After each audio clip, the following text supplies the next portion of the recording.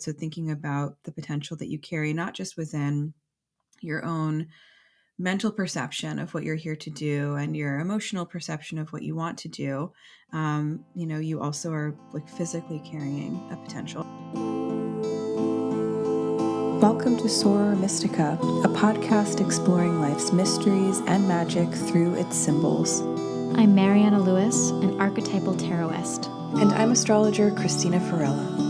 And just as the Soror Mystica guided the alchemist through his holy work, we hope to be your mystic sisters in these conversations, guiding you deeper into the symbolic life.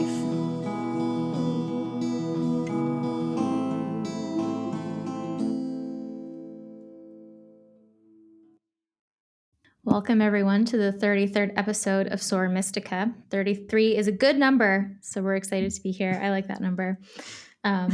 And it's spring, and it is actually spring now. And it's feeling like spring, and we're actually recording this just after Easter. So we're very much in the spring mood. And our topic today is the egg. And we're going to stay with our springy, Eastery theme. And the egg is such a rich symbol with just so huge throughout time and culture. And so we're going to try to crack some of it today. Haha.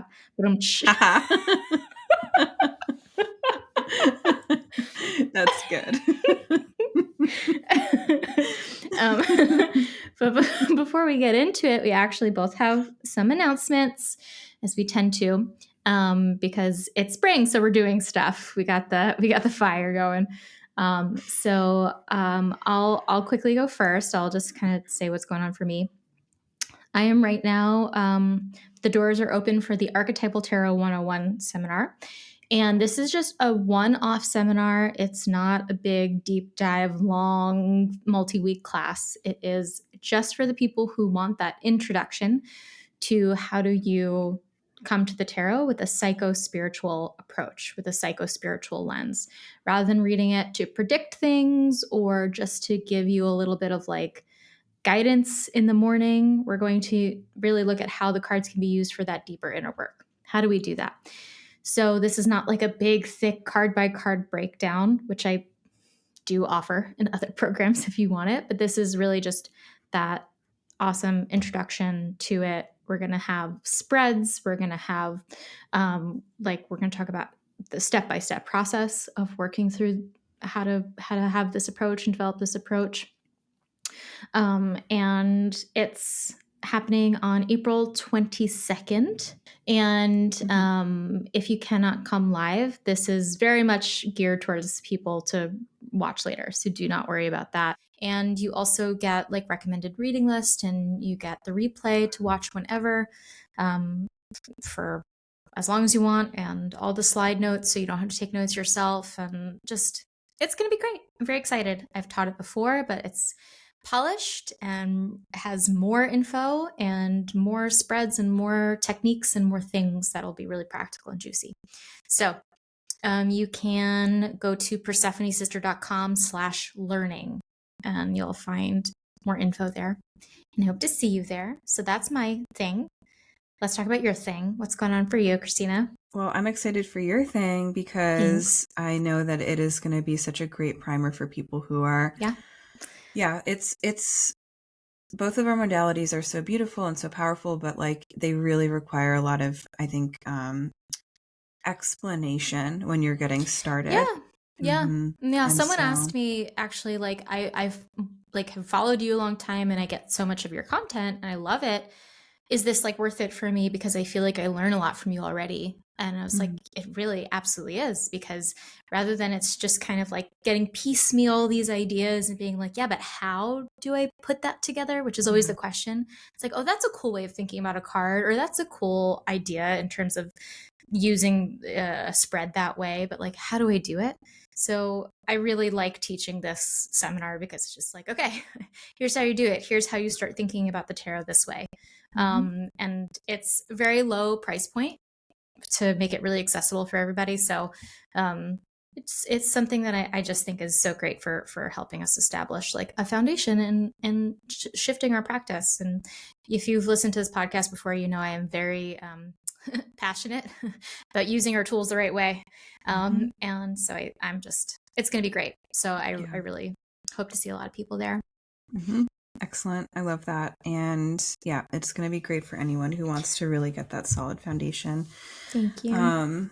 Yeah. So yeah, my thing is similar. We're both in this sort of like springy new beginning ish kind of Mm-hmm. vibe of our teaching where you've taught your class before. This is the first time I'm teaching astrology for beginners. And it's Mm-hmm. going to be a 4-week exploration, as I lose my voice, all about just the building blocks of the chart. And so this is not an advanced class. This is not necessarily chart interpretation. It's just like what the heck is going on in the chart, defining each of the parts from planets to signs to Mm-hmm. houses to aspects, and giving you a really solid vocabulary for understanding what they do in the chart, how they fit together. And then, if you continue studying with me, I do teach more advanced classes on Mm-hmm. the kind of really rigorous approaches to chart interpretation. So this is a great class for those of you who kind of like lurk on astrology forums or like astrology social media and Mm-hmm. are really inspired by learning about transits and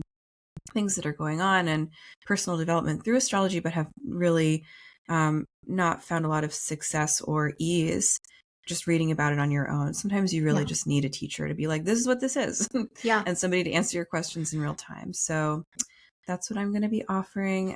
I have early bird pricing available right now Nice. through really just for the next 2 days. Oh, gosh. So it's really going to be ending on the day that this episode comes out. So on April Darn it. 3rd, yeah, by midnight on April 3rd, my early bird pricing will be ending. So So if if you, you're listening to this right now, mhm. on the day it came out, go get it. You might want to go there if you're interested.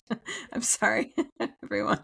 So I hope to see you there. I'm really excited to be offering this and be a kind of gateway drug to people for their astrological journey, because you do need a solid foundation to really know how it works. And I know. yeah. Yeah, Hmm. I when I first started with astrology and I'm still very very unsure about a lot of things but when I first tried starting with astrology, I was reading books and I was like, I'm very confused. It's confusing. Immediately. I'm It's very confusing, and confused. there's no consensus. So that's one of the issues. It's like you have to pick a teacher that you really like, or a handful of teachers that share maybe a relatively similar approach, and then just kind Hmm. of keep going at it yourself. But honestly, yeah, I'm here to do that for you. Yeah, So mm, it's so great. I'm a very big proponent of finding a teacher to actually teach it to you rather than trying to piece it together. mm, You and I both learned most of our stuff from piecing it yep, together, and yep. it took us a decade Took a to figure really it long out. time. Yeah. And I remember too the first time I like saw my circle chart when I was learning astrology, because before I had just been dealing with my list of placements, and I was like, I understand astrology this way. And I was kind of I was so overwhelmed by the circle chart that I was very averse to even accepting that I needed to know how to use it. I was like, those things aren't important. No, Christina, that was a very long time ago, but it's really quite beautiful when you have somebody break it down for you and it becomes much more seeable. So Yeah. that's going to be my goal. Yeah. So anyway, thanks for listening, everyone. Hop on over to my website, which is just christinafarella.com, and we'll have a link to both of our offerings down in the show notes if you want to just scroll down and click on those Hmm. links. But we look forward to seeing you there if you feel so called. Yes, Mhm. it's going to be great. Both of us are doing some stuff. And I think that because we talked a lot about the stuff that's going on, let's just quickly talk about the one thing that we're both reading, and then we'll jump into the Yep. episode. So, right now, we are reading the Autobiography of Red by Anne Carson. And this is part of our Cloister book club. So, it is something we're reading with our little community. And on April 13th, that is when we are having our book club meeting and we're going to do a discussion of the book. And it's always a great time. We've done a few of them now and they're just extremely delightful, and everybody is so smart and has such beautiful stuff to say about the books we're reading, and we want to hear your beautiful voices too. So, if you like reading books, and you like interesting books, a little witchy, a little poetic, a little mythological, a little psychological, who knows, you should be a part of it. And you can still join us for there's still some time left to grab the book and read it and join us. Or if you don't have time to read it, that's okay too. You can just come and listen to the discussion, or I've read a little bit of it. The autobiography I've read is quite readable, quite a speedy book. So if you just get your hands on it, you can probably do it in like 3 days. Definitely. Yeah. So that'll be great. Okay. Shall we jump into eggs? Yeah, let's talk about eggs. I just keep calling this egg show in my planning. I just keep talking to Marianne about when we're going to do egg episode, egg show. And I don't know why that's my attachment to it, but that's okay. It is the egg show. I know, and it's so funny. So, the egg is such a simple word and such a simple image, and yet it is found in every single culture, and that's just because it is relevant to every single creature, that we live and thrive with and through. So the egg is a universal symbol, obviously, of the potential of life, because life emerges from the egg shape. But I'll do a little overview of what my symbols book says about egg symbolism, and then we'll kind of open up our discussion from there. But there's just so much territory that is mythic and psychological and alchemical and biological that the egg really kind of brings us into. So looking forward to kind of opening that up together. So as always, I'm reading from the Illustrated Encyclopedia of Traditional Symbols, which is a book that Mariana got me in a bookstore once. And we were both looking at it. Before we even had a podcast, and we were both looking at it, and she very graciously bought it for me, and I was very pleased. Okay. So the egg entry is one of these very long entries, like the serpent entry in this book, which was pages. This is also a very long offering here. So the cosmic egg, also symbolized by the sphere, is the life principle, the undifferentiated totality, potentiality, the germ of all creation, the primary matriarchal world of chaos, the great round containing the universe, the hidden origin and mystery of being, cosmic time and space, the beginning, the womb, all seminal existence, the primordial parents, the perfect state of unified opposites, organic matter in its inert state, resurrection, and hope. And so it's obviously gorgeous. And then it just goes through all of these origin stories. So they have one for Egypt, Phoenicia, India, China, Japan, Greece, Central America, Fiji, and Finland. And so there are so many different ways of looking at the egg that I won't read you now. We're going to explore together, but there is just something extremely essential about this topic. So I think that's really exciting. Yeah, I think that the core thing that we think about with the egg is the idea of the cosmic egg.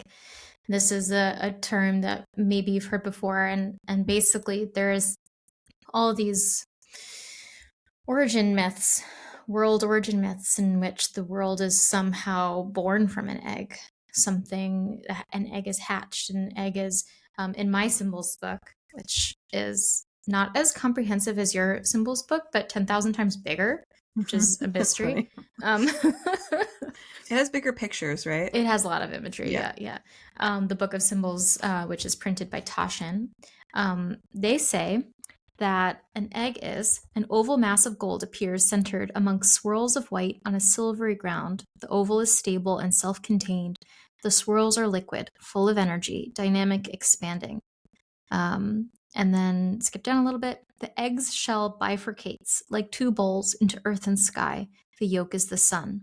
It is a primal scene, an ovum in a sea of sperm, the daily birth of the sun out of the eastern waters, massaged by wind, breath, spirit moving out of the waters of life, and light emerging, making form visible, an opening of an eye, which is just a very poetic way of describing basically what all of these myths depict. I really like this idea of the bifurcation, which we see often, of the splitting open, and the world comes from the egg as it opens up, but also those two sides of it create often the earth and the heavens. Yeah. I did see you laugh when you said sperm, though, so I'm just pointing that out.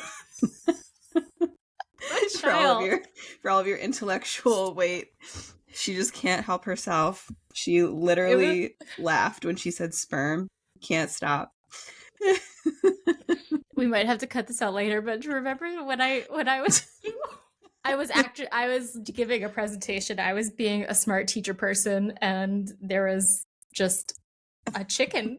It was a correspondence for something, and I said cock, and I could not hold it.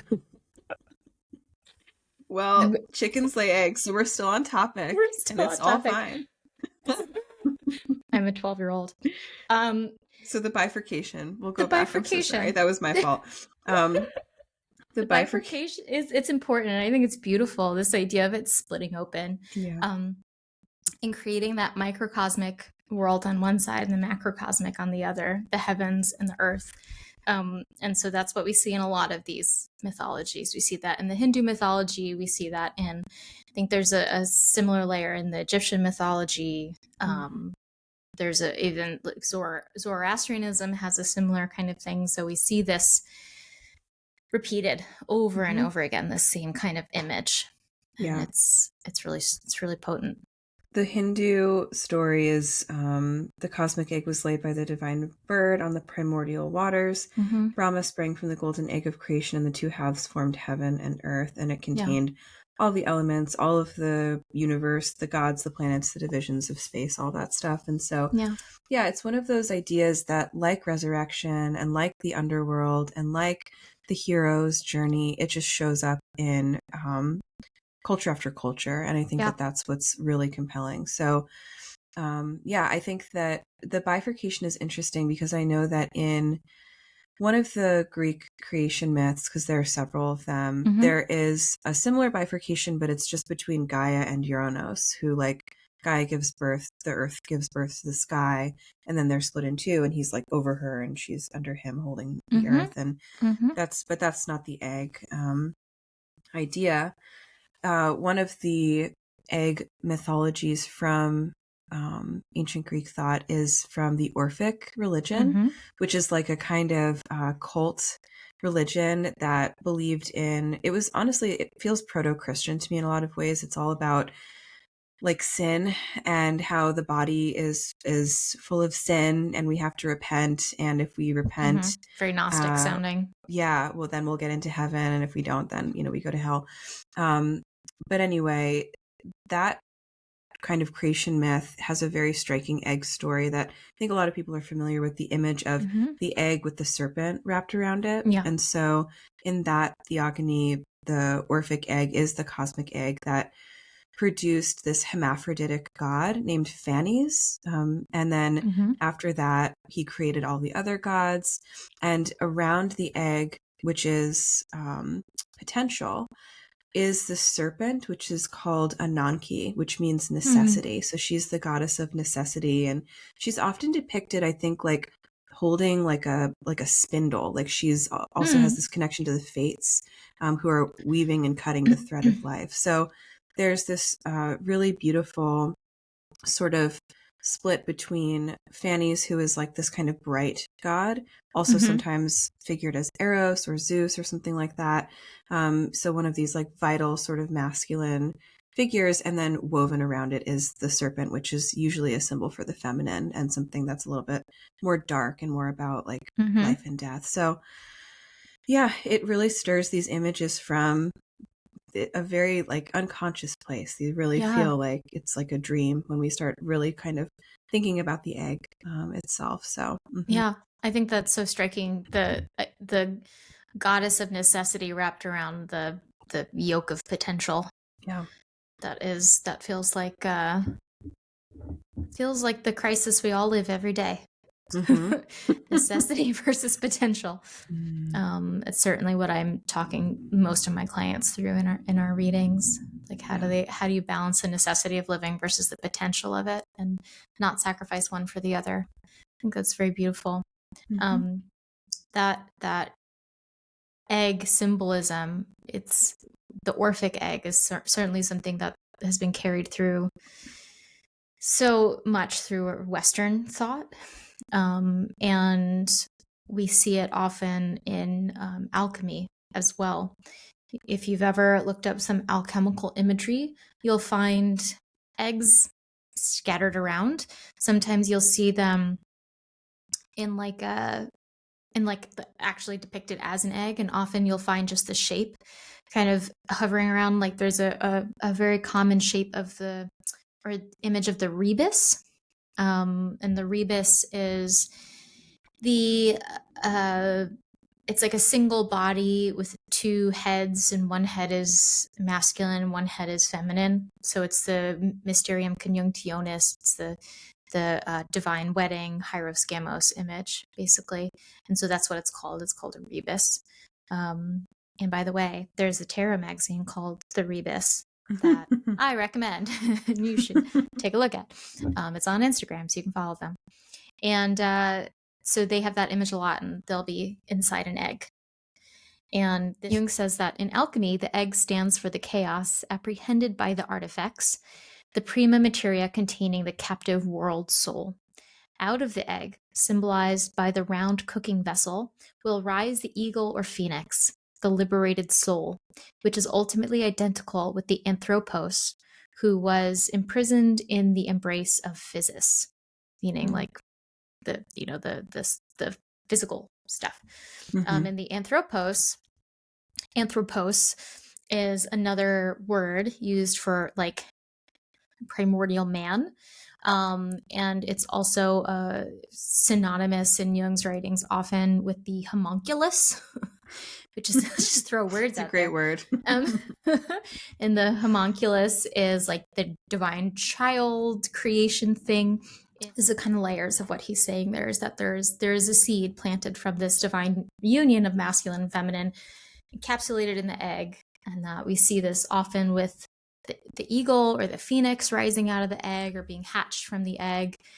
This is the liberated soul. And I think that that's very beautiful. So in alchemy, medieval alchemy at least, for the most part, what we're talking about is a metaphorical language for the psychospiritual work, mystical work, basically, more so, I would say even.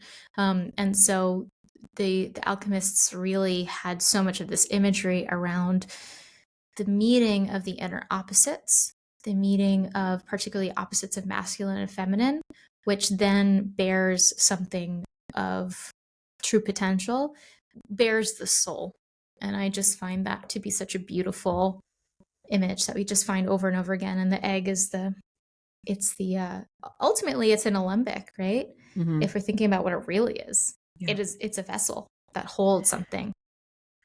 I think it's really curious to know that the two creatures that come from that are the eagle or the phoenix, because those are two symbols of the Scorpio zodiac sign, which is, in my opinion, definitely about that sort of alchemical transformation of the soul in our lifetime. And that's one of the things that the Scorpion is here to teach us. So that's very, very interesting to me. Yeah. And I think that, you know, in our work, we tend to talk a lot about alchemical processes, which maps so beautifully onto like psychology, which is obviously why Jung was so interested in the alchemists, and being able to find ourselves in different stages of alchemical, you know, dissembling and rebirth is really important. And I think that if we can imagine sometimes that we're like in that state of the egg as we're falling apart cooked. or exactly. Yep. As I told Marianne, I had eggs for breakfast this morning to be on theme. I forgot. And that's usually me on theme. I know. I'm usually the theme obsessed person. For shame. How dare you? I am wearing my world card necklace, so I did a little bit of a theme. Well, we want to talk about the shape of the world for sure. I want to bring in one more idea about from like myth, because I think that we're talking about like necessity and potential. I love that distinction that we kind of have hit on here by accident. It's really cool. And so one of the stories that I think about with eggs and Greek myth is that Zeus, you know, in the form of a swan, laid with Leda, the mortal woman. And that's like a very famous trope that's depicted in a lot of art history and a lot of poetry. It's just like Leda and the Swan. Everyone's obsessed with that idea. And even in like paintings depicting that, you can see like the feminine form of Leda, and like the neck of the swan is like wrapped around her, like that sort of Orphic egg image with the snake and the egg. But that was just like a totally random No, but I like it. I like that realization. connection. Yeah. Yeah. And then from that union comes two sets of twins, because Leda was also married to the king Tyndareus, and whatever, they were also, I guess, procreating. So from this union comes this sort of doubled birth. She gives birth to two sets of twins, each of them in a cosmic egg together. The first set is the Dioscuri, so Castor and Pollux, who are the Gemini twins that we know in astrology. And then the second set is Helen and Clytemnestra. And each of these twins, one of them is mortal and the other one is immortal. With Helen and Clytemnestra, it's a little bit less like clear. Helen gains immortality after her life is over, right? Because of her like great beauty, and she's like favored by the gods and stuff like that. And Clytemnestra has like a really tragic end, and her story is really dark. And then with the Dioscuri, one of them is mortal and the other one is immortal. And so in the concept of the twin is always this sort of like one body that is, I think the mortal question is like the necessity question, like what do we need to do? And then the potential question is like the divine within. And so I really like that pairing that that we've been able to kind of split, bifurcate from the egg. So good job. I think you're totally right. I think the idea of potential and potentiality is our most divine experience of ourselves, and necessity is the most human experience of ourselves. I just gave a reading for somebody today, the hardest kind of reading, where they were like, I finally found my passion and it's amazing and I'm so happy, and I am broke. And I don't know what to do, because if I focus on getting my ducks in a row and getting some money, some food on the table, then I don't have time to do my passion. And if I don't do my passion, then I'm not really living. And it's, the Temperance card didn't come up on the table, but I felt it very powerfully.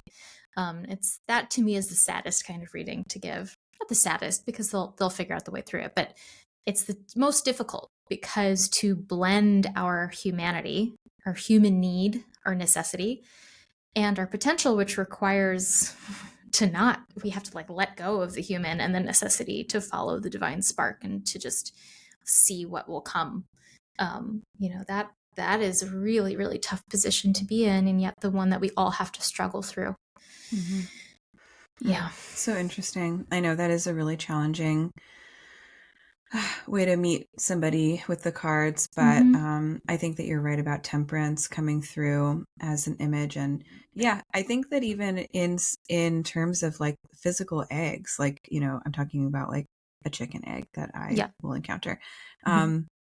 It's got really like two parts to the inside, which is like the yolk, which is full of fat, and it's absolutely considered delicious, to be like the more decadent part of the egg. And it has so many good vitamins, and that's really where a lot of like the richness of the meal will come from. But then the outer layer is the protein, which we also need in order to like build muscle and have whatever healthy functioning. And together they form like a perfect amount, a perfect dollop of fat and protein that allows us to build our bodies and feel nourished and stuff like that. And I think it's not often that you find a food that does that. So that's my Virgo take on egg. No, that's good. Duality. I am a sucker for a deviled egg. I'm like white lady galore with the deviled egg. I've never made them myself. I want to. Freaking love them. But I think that there's I really like that idea of like the yolk is the potential too, in many ways. It's solar. It's bright yellow. We don't see that anywhere else. Like it is so wild. And then we have this the white of the egg surrounding it, which is kind of like the defensive layer, almost like the protection around it. And also it's the nutrition in it, and it's the thing that's going to be built out. But I think that's a very beautiful kind of metaphor for what the egg does for us too. I think that thinking about, those are chicken eggs. Have you seen the like reels on Instagram or on TikTok or whatever, where they're like feeding cats raw Mm-hmm. quail eggs? Yes. Mm-hmm. Yes, and I'm like very obsessed with this idea I have now a of friend up like the street that has quails and has offered me eggs, and I jealous. feel very drawn to doing this, but I also feel scared because what if something bad happens? But yeah, you can totally do that You mean apparently. like salmonella? Yeah, I don't want, Yeah. yeah. But no, I think that yes, like enriching our cat's diet is definitely my next step in like crazy Virgo cat lady over nurturer, whatever my path is in this lifetime to like overdo it. I think I'm gonna do it because I have a cat named Mowgli who is for people who don't know, I have two cats, Mowgli and Pandora. Oh yeah, Pandora's he needs a little he's weight. My cats are yeah. fat, so yeah. And Pandora's a chunk, and they're both not overeaters. She doesn't overeat. She's just keeps She's her a big weight. girl. It's very Hmm. steady. But poor Mowgli, as he gets older, is just like not gaining any weight, and he's dropped 1.5 pounds in like 2 years, and he's 11. So I'm on this desperate craze to fatten up my cat. Um, so if anybody has any tips on how to get a picky eater cat who won't put on any weight, how to put on some weight, let me know. So I'm gonna try some quail eggs. Cool. So this episode has helped me make that decision. So that's Wow. good. Um, but I also think we can talk about like us as the egg, and like the idea of we carry the egg within our body. And so an idea that you brought up is the Hmm. thing that we've definitely heard out there of like one of the first things to develop in a fetus, a female fetus, is the eggs. Like Yeah. it's one of the earliest things, like while you're still a fetus, right? Not after your birth, like you already have the eggs. Yeah, you're born with Um, all the eggs you'll ever yeah, have. Hmm. right. So that means that, while you were in your mother had, basically you were an egg inside your grandmother is Hmm. basically the idea of the thing.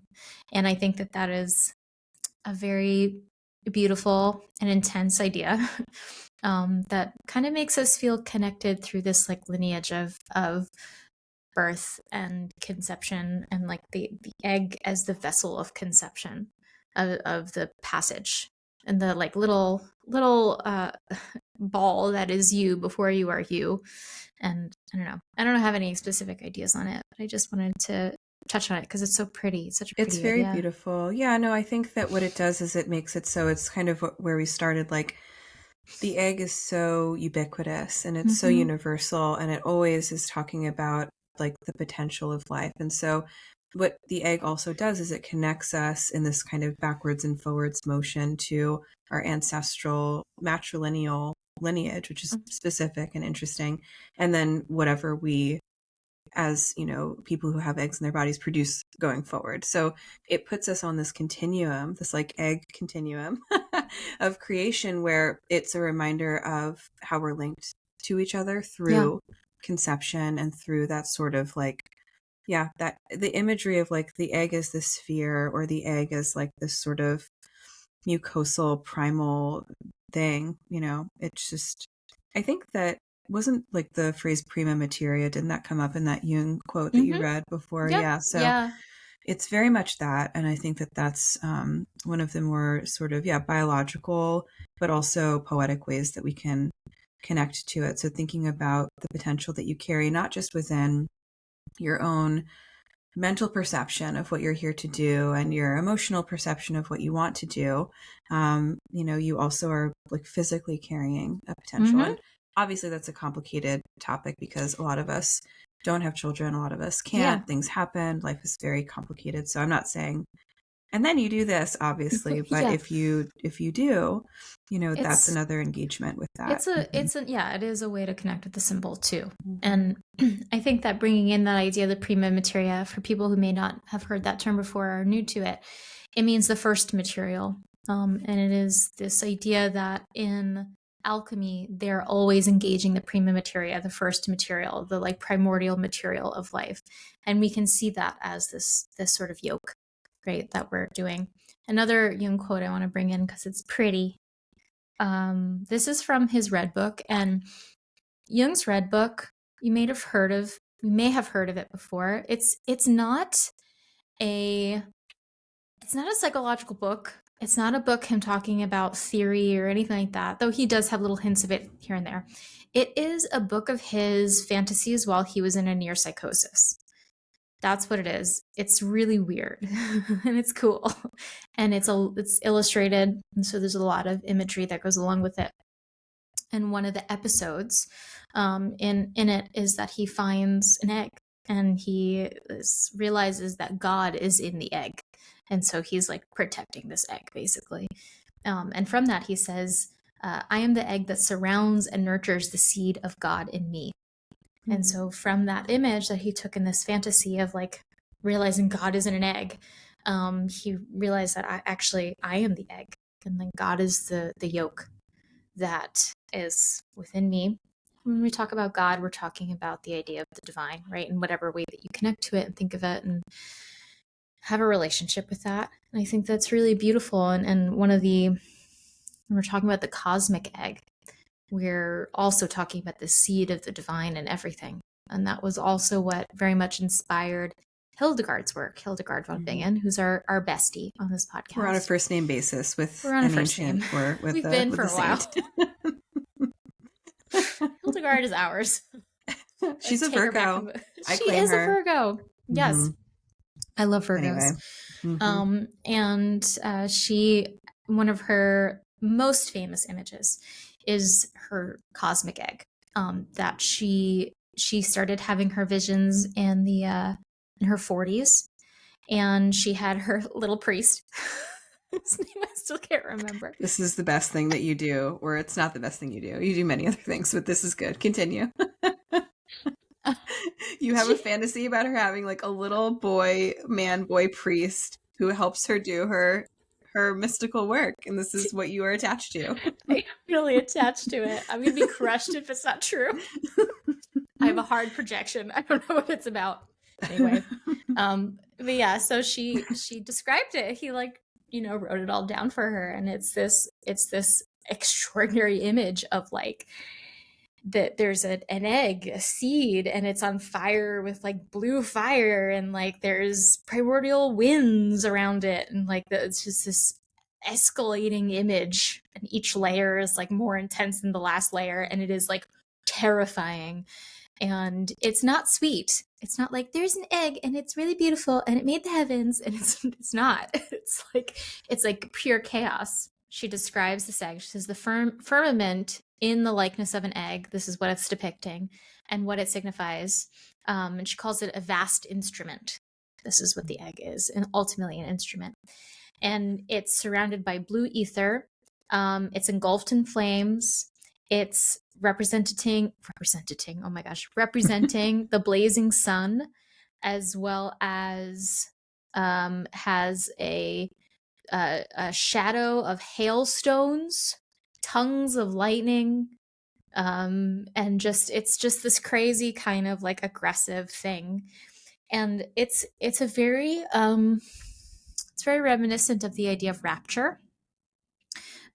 This idea of the cosmic egg and her vision of the cosmic egg, because rapture, we tend to think of it as a beautiful thing. It's a horrible thing. It's a terrifying thing. Rapture, the idea of it is the meeting of the divine with such intensity that you are overwhelmed by it, and that you are just, it's as scary as it is beautiful and illuminating. And Hildegard is very clearly terrified while she's having these visions, and very illuminated. And so that's just such a cool image of this cosmic egg as this terrifying thing, because it is so close to God, and it basically is God. And I think that it's also the cosmic womb at the same time. Mm-hmm. And that's not lost on us either, that the egg shape and the womb shape are very similar. That's not an accident, because the egg is attached to the womb. Eggs don't come from places other than wombs. That's where they come from. Not from the sperm. No. Gotcha. Nope. So Yeah. No, I think that it's true. Like, Hildegard is so compelling for so many reasons, but her conceiving of the world egg in that sort of fiery, Yeah. frightening state, Yeah. it reminds me sometimes of depictions of like illustrations of Dante's Inferno, where Oh there's my just gosh. like Yeah. this, right, like chunks of the earth and it's these concentric rings of hell. But Yeah. hers feels like it opens more like outwards for some reason. And I think that that's kind of interesting too. Like there's like a blooming, I think there's like a lot Yeah. of flower petal slash fire flames imagery Yeah. around it that gives it that vibe. But thinking about her vision of the world and the world egg, it seems overtly feminine. And I Yeah. think that It that's is. really, yes, I think that that is cool. Not that the sphere or the kind of yolk of the egg is like lacking in so-called, feminine orientation, but there's something overtly, yeah, of like female anatomy have about that world egg depiction. And I think that that's really powerful too, because it Yeah. sort of re-situates something about creation in, not like you were saying, a kind of beautiful, fluffy, like, oh, isn't life so beautiful? We're all full of potential kind of way. But like creation is inevitably too about like destruction, and it is Yeah. about like, Horror. yes, exactly. So it's really, if people haven't Googled that image by now, you Do it. definitely should. It'll probably be the episode art too for Yeah. this It's a good episode, one. but It's yeah. it's so powerful, and I think that the the terrifyingness of it is so, it's such a major contrast to like her, it's not really her poetry, but her meditations. I have a little book of her meditations presented as poetry, which is quite lovely. Highly Mhm. recommend getting some of her simplified writings in that way, just excerpts. Um, and she's always talking about the greening of the earth, the I love greening of that. Yeah. things. And she's always talking about this very feminine experience of growth and fertility and vitality. And it was very obviously not, I would say, even consciously aware of the lack of the feminine in her theology, because she all but says it directly when you really read her carefully. Um, but this is such a big contrast to that, because there's little hints of it, but it's also like terrible, and it's like this really the full, if we really talk about like the Empress card, for example, she is the mother who's sitting in a little field of wheat and being cute and tidy, but sometimes I'm like, she's the vastness, like, and it's Hmm. also huge. Hmm. And I want to touch a little bit before we like wrap it up on the world card, Yeah. because I'm wearing the necklace. But no, I'm uh it's so close to the cosmic egg, and if I ever do design a deck, which maybe one day will happen, I very much want that to be the key symbol of that card, as a big Mm. cosmic egg there. What we see on the world card, in even the oldest expressions of the deck, even back in the 15th century, is the mandorla.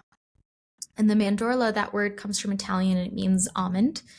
But basically, it is a shape. It is a very vaginal shape. Can I say? Yes, you Is can. that allowed?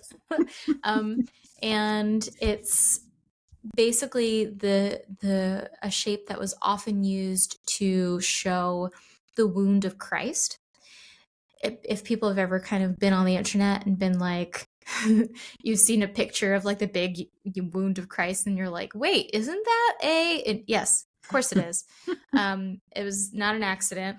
And there is this womb energy in that mandorla shape, and it is the containment of things. And so basically that's the idea, is that it's this like sacred womb. It opens us up. The wound of Christ is like the opening of Christ to the world through the most vulnerable part.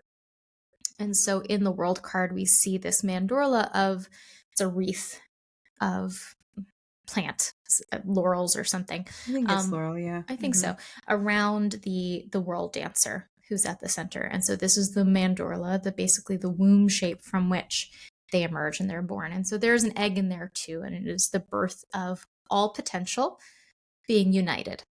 The necessity and the potentiality in one, in the being of the world dancer. The world dancer is I very much believe neither masculine nor feminine, neither male nor female.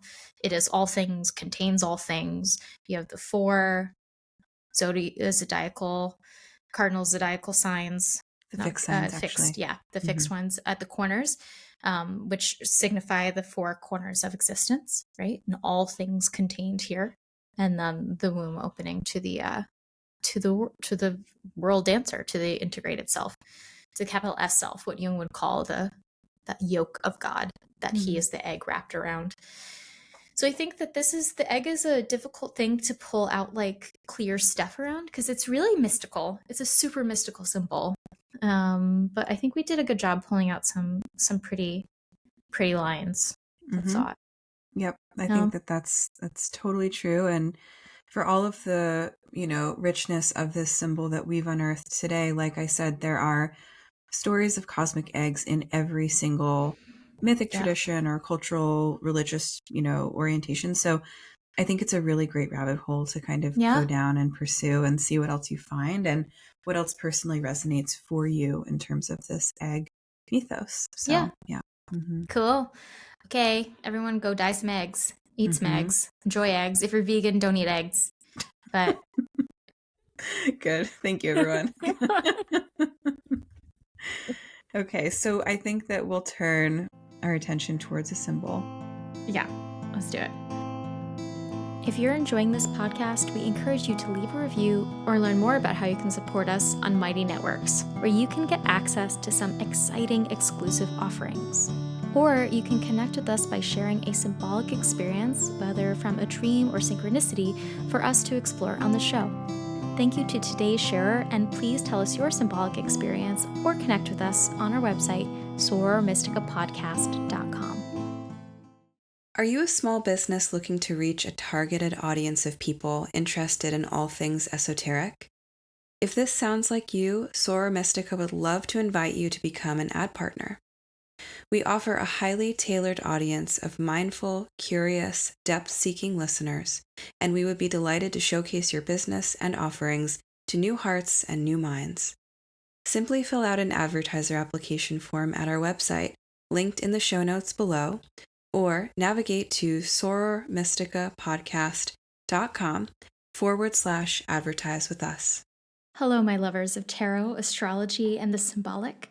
Would you like to go on even deeper dives into topics that are even more niche and specialized and fascinating? Perhaps you'd like to explore angels in the tarot, or beasts in your dreams, or the thresholds of astrology. This is just a sampling of the bonus episodes we have over at our cloister. So go in the show notes and click the link and join us in even deeper conversations. We really hope to see you there. Okay, great. So this episode's symbol is titled The Dagger. And this comes to us actually from a student of mine who was in my recent class that I taught on Chiron in astrology and myth. And so this is a kind of engagement with a symbol in guided meditation, because one of the things that I do like to offer my students when I can are these extra tools to unpack the imagery of their charts rather than just having it be all about memorization and looking at what's in the chart itself. I like to create guided meditations where you like go into the imaginal realm and connect. So this guided meditation was about meeting your personal Chiron and asking him some questions. So our writer writes to us, "Hi, Christina Mariana. I was a student in Christina's Chiron class, and during the meditation session focusing on Chiron, I had an experience that has stayed with me since. When I met with Chiron in his dwelling, he presented me with an unexpected object, a dagger. It was given to me as a representation of the nature of my wound, which felt deeply meaningful and even a little ominous. Upon observing the dagger, I noticed it was already stained with blood. This detail struck me as significant.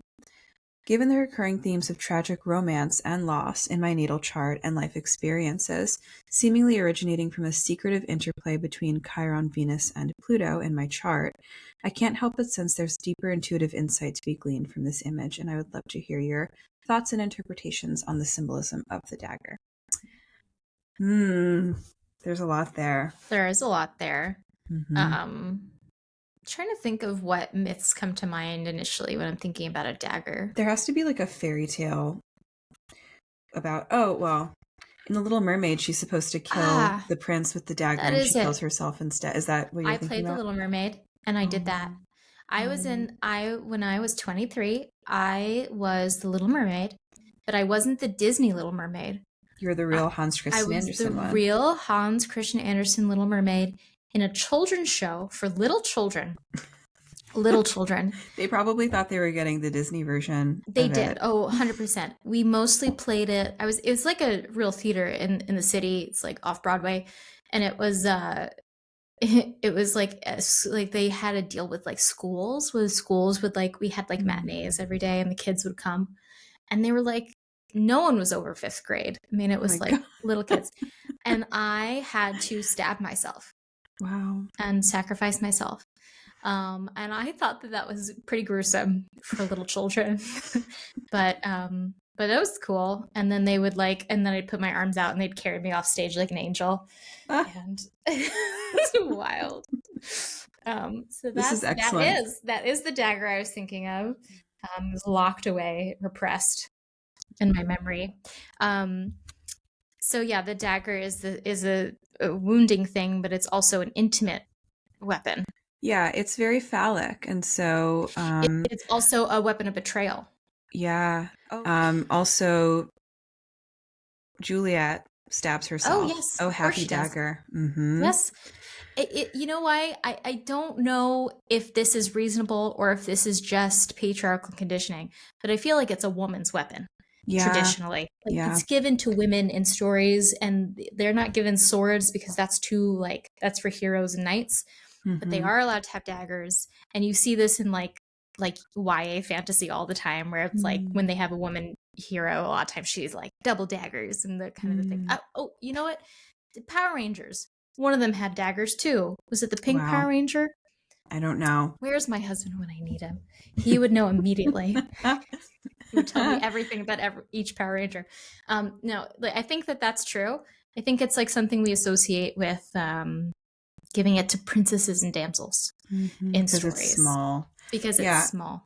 Yeah. I actually have a dagger entry here in my book, and it Yeah. says just masculine, phallic, like the sword, an attribute of Mars, Mithra, and Melpomene. Melpomene Mm-hmm. is the muse of Greek tragedy. Anyway, we're all over the place with this, but I We're going literally everywhere. think, I think that I really thought of the Romeo and Juliet connection. I just was like, oh, Definitely. happy dagger. I just, I played Juliet in my middle Ooh. school production of Ooh. Romeo and Juliet. Anyway, um, that's also about betrayal and confusion and Yeah. tragedy. And so Yeah. this, our symbol writer is talking to us about the kind of confluence of Venus, Pluto, and Chiron in their Yeah. chart, and Venus representing sometimes romantic love, Pluto representing control and betrayal, and then Chiron, the wound around those things. And so I think that just off the top of our associative brains, the dagger, like you're saying, Mariana, has this really interesting sort of like feminized but still phallic Yeah. version of, the weapon Mm-hmm. to be used on the self. I think it's interesting that, it's still like a phallic thing to be pierced by the Yep. dagger, right? That usually men are writing these stories, sorry to Mm-hmm. say. Mm-hmm. But yeah, there's something about the blood already being on the dagger. It's like the pain of the wound is already It's already there. happened. Mm-hmm. Yeah. Yeah. Mm-hmm. I mean, that to me would have, I mean, you're talking about Chiron, obviously. So it is already there. You're talking about like a deep Yeah. wound, like Yeah. a really sincere wound that probably they've carried a long time. But I would say it's just the blood that's on it that seems like it's kind of been stained already. This is a wound of the past, right? That's where Mm-hmm. my brain would immediately go. And I think this idea with the dagger being a weapon of intimacy, it's like you use it on yourself because a sword is too difficult to use, right? It's too long. Whereas a dagger, you can bring it close. Or if someone else is using it on you, it's because generally they bring you in close and then they can stab you in the back or Yeah. they can there has to be a closeness in order for the dagger to pierce, It's not like a sword or a lance or something where you can have distance and it's just Mm-hmm. hurled at you or shoved into you. It's something that requires you to be close. So that would be my question, is if something around this Chiron wound does feel like a betrayal, or some way in which there was a closeness between you and yourself, or you and another person, you and whatever conditions of your life, that then seemed to turn on you and have wounded you. That might be a thing to explore, because of those layers of betrayal that the dagger kind of holds with it. Mm-hmm. I think that's very, very wise. I love the the comment or the observation about intimacy and the dagger and how close you have to be to somebody to actually make that work. But there still also has to have a lot of, like, there has to be a lot of force behind it in order for it to actually penetrate into the heart or the body or wherever you're hurting yourself. So I wonder if, like we're saying in these stories, I'm losing my voice now at the end of the episode. You We're do that saying every in these, time. I know, it's weird. Anyway. You don't talk enough. That's what that is. But like when I talk to you on the phone for 3 hours, I don't lose my voice. So why? Because you're yelling. Maybe. Okay.